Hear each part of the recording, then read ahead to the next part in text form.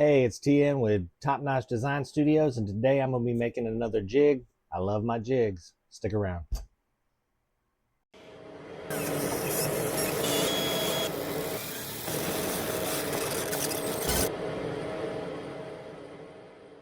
Hey, okay, so I do use a lot of jigs. I'm sure a lot of people do. It makes life a lot easier, especially if you're running multiple items in a batch or you want to get it exactly the same on the exact same item, which is the case what I'm working with now. I actually have these bottle openers as a product, and I made a jig for these. And I didn't make a video on doing that, but now I have an opportunity to make a video on it, and I'm going to show you why. So the jig I have are uh, are for these bottle openers. They're stainless steel, 420 stainless steel, and as I make them in batches, I'm going to be just popping them in here like this, and then based on my canvas, I can then batch them out and just put the image or words or whatever what I want, and it's set right here. So I go a little bit further with my jigs as well, and I'll show you that in the software. But the reason why I need to make another one is I bought the coated and the non-coated ones, and these I made the jig off of the stainless steel just non-coated ones. However, since these are coated, they're a little bit thicker and they're a little bit longer and they do not fit, and I don't want to force it in there. So what I'm going to do, I'm going to take this opportunity to make another jig just for the coated ones, and then walk you through my process on setting up the area to where I know where I'm going to be printing each time. All right, so here is my file for the current jig I have. So what this, is giving you is the cutouts. So this square right here, this outer square is the actual cutout. And I'll tell you that the line here is representing the circles in the tool itself. So let me just explain here. So you have openings here in the tool, the bottle opener, and then for like a carabiner or keyhole. So what I wanted to do is represent the distance from the top to just under the openings on either side. So that's what this rectangle right here is for. That represents the distance from the top of the tool to the actual engraving space that we can use. And I'm going to walk you through how I do that right now. So first thing we have to do is I want to put my new one on a different canvas. In one of my other videos, I talked about how you can have multiple canvases. Makes it easier if you're making the same kind of product or jig or multiple of the same, like keychains or such. So what I do is I just create another canvas, and as you can see, what I mean by that is I keep a canvas for all of the sayings, all of the quotes, all of the images that I'm going to be possibly using for this product, and then I can just bring them down into the template, into the jig itself. So I'll show you that a little bit later.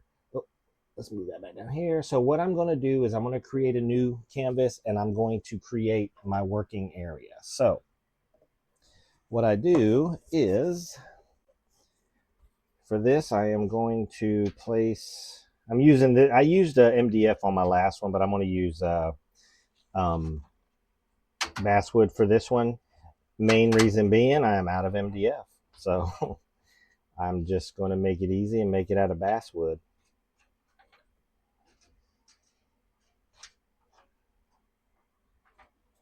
All right, first and foremost, let's get us a working area.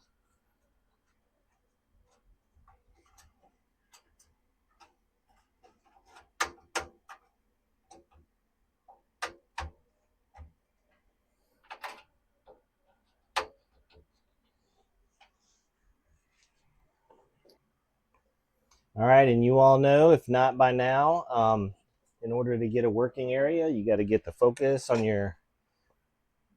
first you got to pick the material. I'm going to be using basswood.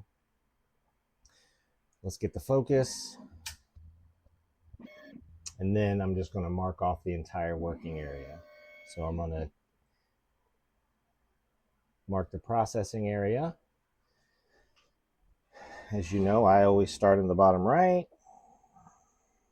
get the bottom corner, then I go all the way to the left and as far up as it'll go, and it will not go to the top of the actual wood itself because of the jigs that I have. And it gives me, and I'll show it to you now, and it gives me the perfect working area in Studio. All right, so there's my working area within Studio. So now that I have that, I just need to start getting the measurements. And how we do that is with our handy dandy measuring tape. I'm going to get the length and the width. So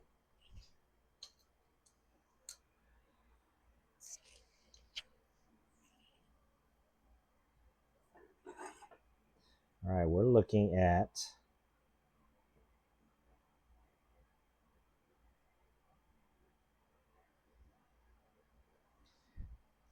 I'm going to call it 180, 179. I'm going to call it 179. And I say that too. I could probably go to 180, but that gives me like 1 millimeter or so of play. And then it'll shift, and that could mess with the internal area as well. So it's 179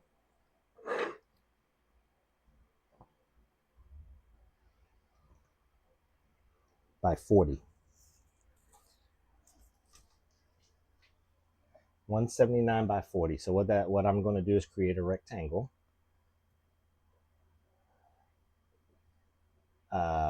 Take off aspect. I'm going to do 40 because I'm doing them vertically. 179. So there is the actual opening for my bottle opener.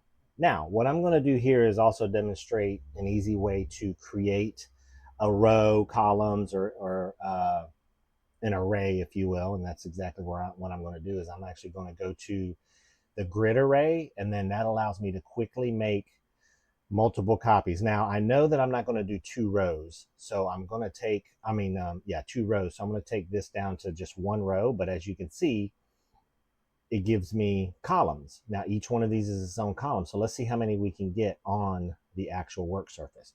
So there's 1, 2, 3, there's 6 right there. I don't necessarily want them that close. I want some play in the middle. So that's where you use the spacing millimeters. So let's see what 3 millimeters looks like in the middle of each one of them. So that looks pretty good. And then when you're done with the grid array, you can click confirm and it creates your array. That's the quickest way to get multiple areas of the same dimensions, for instance, for this template. All right, so we know we're going to cut this. And what I'm going to do is I actually saved my settings for cutting basswood. So as you can see, it's right here. It automatically goes to what my machine setting is for basswood, and it's 90 power, 14 speed. So there's how you create the actual holes or areas that you're going to put the items in. Now, like I said, I also account for so it's easy for me to know where the actual engraving areas are or is. So I also account for the distance from the top to the bottom of the opening on both sides, and it should be about the same, to give me the area where I can actually engrave in. So we're looking at about, just call it 36. And just to double check.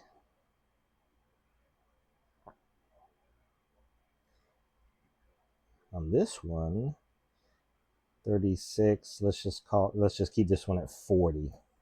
So at the top, it'll be 40. I'm gonna call this the top where the actual tooth is for the bottom. 40 and 36.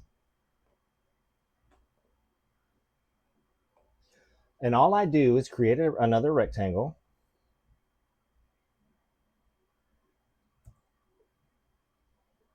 40 and make it, it doesn't matter the width or the width, but I'm gonna make it something so I could see. So let's just do 8 and then by 40. There we go.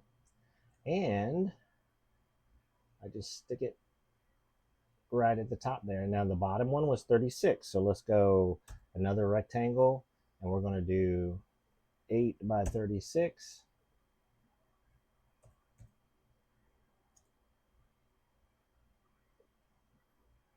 And put this down at the bottom. This right here is my actual engraving area now. So if I was to create a rectangle to fit in there, so then I can use up here in my other, when I'm creating and grabbing, I can size them to that. So I can make that now. Now, this is what I should have done. I was too quick to show you the array tool, but now that I did this, I'm going to show you the array tool again. So let's do this because I want them all to be the same. Let's take these, ungroup them. And instead of doing that rectangle exercise all over again, I'm going to do one more step as well. I'm going to create a rectangle to fit in here to give me the size of what my engravings are always going to be. So we're going to pull a rectangle in and we're just going to kind of manually eyeball it. There we go. I'm going to take this off.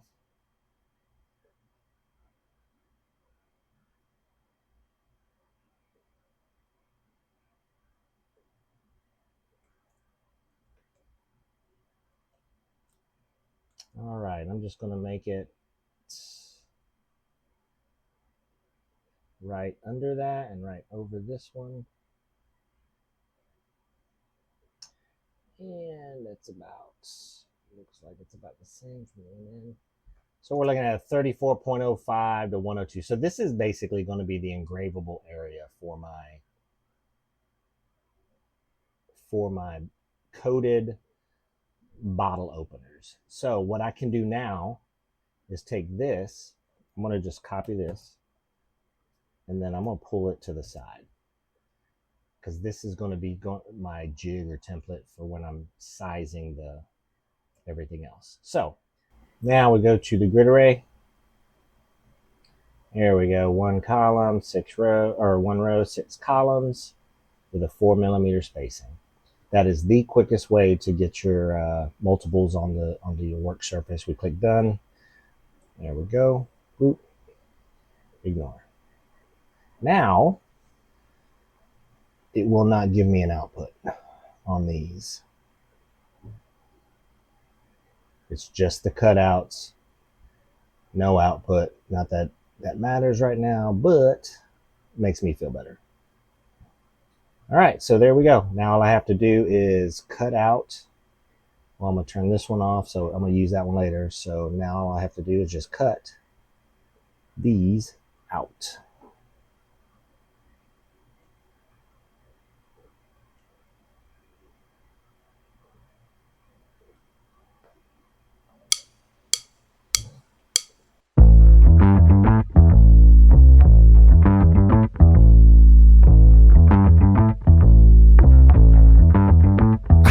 Yeah, I'm so fresh like the morning, mouth wide open like they yawning. Every time they see me, they in G-Shock. Homie, this is too far. Homie, I feel too alive. You can see me like Illuminati. You can see me like Illuminati. All right, let's get this off of here. I don't know if y'all noticed, but after that was done, I just snuck in a quick cut a little circle in it to hang it. All right. So now there is the jig for the black ones. They fit. What I'll do is I will glue it to another piece of basswood so they don't get scratched on the honeycomb, and then I'll be able to use this to do the black cutouts.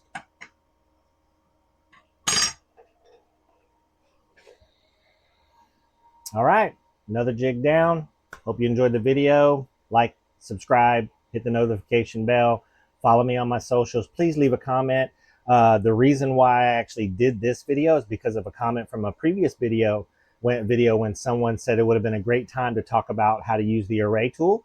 So I took that opportunity. I took that feedback, said, all right, let's do that. So I wanted to highlight the array tool in here to make this jig. So thanks for that comment on the past video. So I read them, I listen, and I provide the feedback or what you're asking for in that comment. So I appreciate it. Thank you for watching. I hope you enjoyed this video.